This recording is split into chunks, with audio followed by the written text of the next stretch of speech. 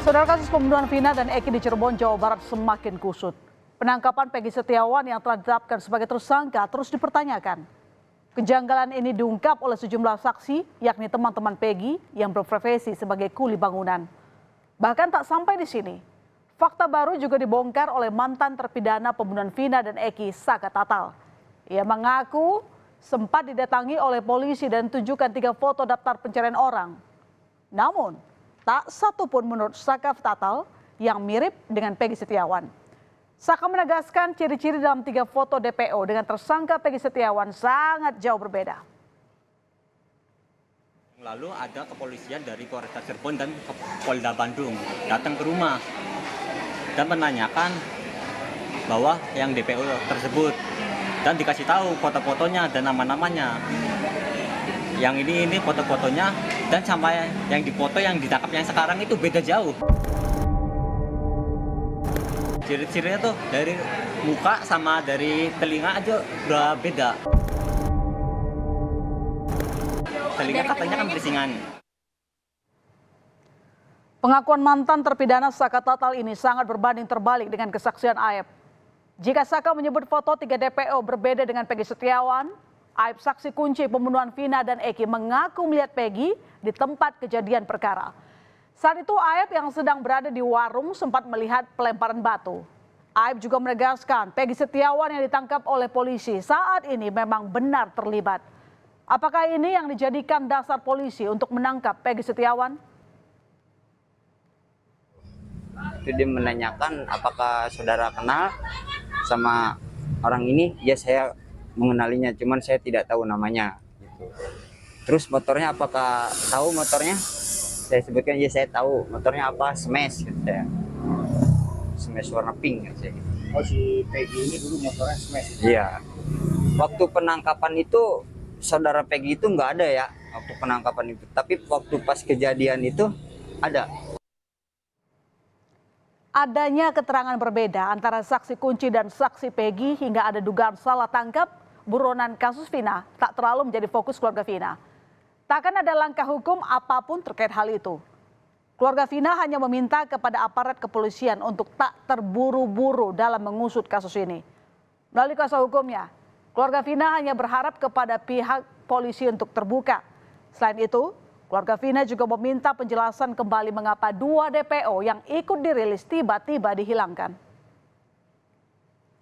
Apapun ya, cuma kita tetap berharap untuk pihak kepolisian bisa mengungkap kasus ini lebih terang gitu. Dan untuk Saka Tatal atau Peggy ya silahkan dibuktikan gitu kan. Karena kita kan negara hukum, itu kan ada proses hukum yang bisa mereka lakukan gitu. Kita sih sifatnya hanya menanyakan kenapa ini 2 terduga DPO itu dihilangkan dan tetap mengawal kasus ini agar keadilan buat almarhum Vina kita dapatkan. Menanggapi banyaknya saksi yang meringankan ditambah dengan keterangan dari mantan terpidana Saka Tatal, kuasa hukum Peggy meminta Polda Jabar segera membebaskan kliennya. Kuasa hukum Peggy Setiawan menyatakan jika pengakuan Saka Tatal adalah bukti kekeliruan antara Peggy Setiawan yang ditangkap dan DPO pembunuhan Vina. Selain itu, kuasa hukum Peggy menyebut berdasarkan pernyataan mantan terpidana Saka Tatal, artinya polisi memiliki data dari 3 DPO yang selama ini diburu dalam kasus pembunuhan Vina dan Eki. Dan polisi seharusnya segera mempublikasikan foto 3 DPO ini. Lepaskan segera Peggy Setiawan karena klien kami bukanlah pelakunya. Ya, dan tunjukkan dari penyidik ini, publikasikanlah foto yang telah diperlihatkan kepada Saka Tatal ke publik, biar publik pun ikut mencari keberadaan Peggy Setiawan atau Egi atau Peron. Meski banyak kesaksian yang meringankan, Direktur Reserse Kriminal Umum Polda Jabar Kombes Surawan mengaku memiliki sejumlah bukti terkait keterlibatan Peggy dalam kasus Vina. Bukti tersebut mulai dari kartu keluarga hingga surat-surat kendaraan Peggy yang kini telah disita. Penangkapan ini membutuhkan waktu lama hingga 8 tahun. Menurut polisi, lantaran Peggy kerap berpindah tempat. Peggy juga dianggap mengubah namanya menjadi Robi. Sementara sang ayah mengenalkan anaknya kepada pemilik kontrakan sebagai keponakan. Ya, bahwa kita yakinkan PS adalah ini. Kita sudah menyita sejumlah dokumen terkait dengan identitas, kemudian juga motor yang digunakan kita sudah dapat STNK-nya walaupun motornya belum dapat, tetapi STNK kendaraan yang digunakan pada saat kejadian kita sudah mengamankan.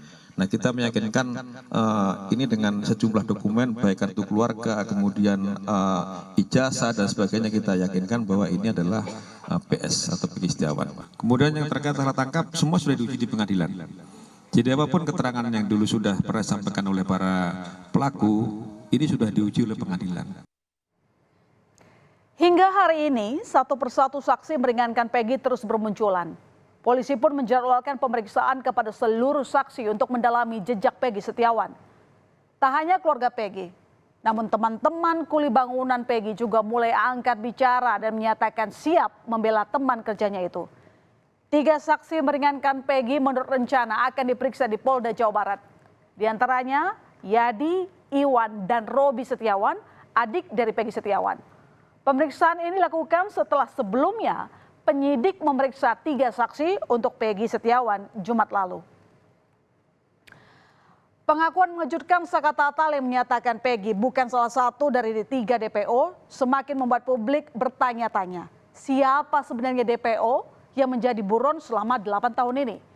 Saka Tatal, mantan terpidana dalam kasus pembunuhan Vina dan Eki, kini memang semakin lantang bersuara.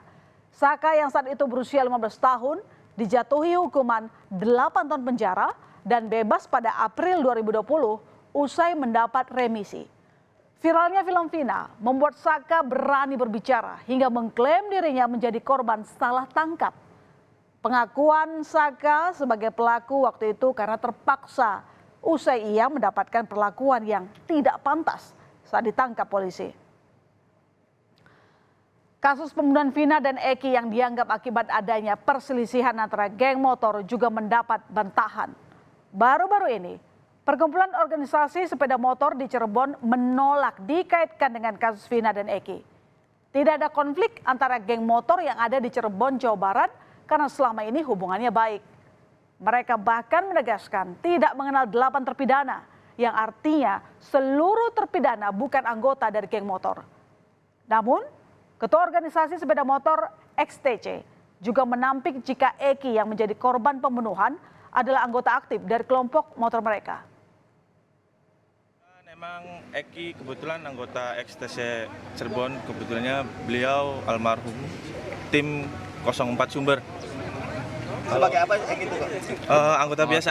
Dari keseluruhan 8 pelaku yang ada mungkin XTC nggak ada yang mengenal, atau Geber pun nggak ada yang mengenal, Monreker nggak ada yang mengenal, Konak pun sama nggak ada yang mengenal. Mabes Polri telah buka suara terkait banyaknya persepsi liar dalam kasus pembunuhan Vina dan Eki. Saat ini kepolisian Polda Jawa Barat terus bekerja keras untuk mengungkap kasus ini. Polisi menyatakan membuka diri jika ada bukti dan laporan baru dari masyarakat. Apabila ada informasi dan alat bukti yang lain dan bisa membuat terang benderang kasus ini, polisi meminta segera untuk dilaporkan. Tentu tujuannya untuk dijadikan bahan pertimbangan dalam penyidikan agar kasus pembunuhan Vina dan Eki bisa diusut dengan tuntas.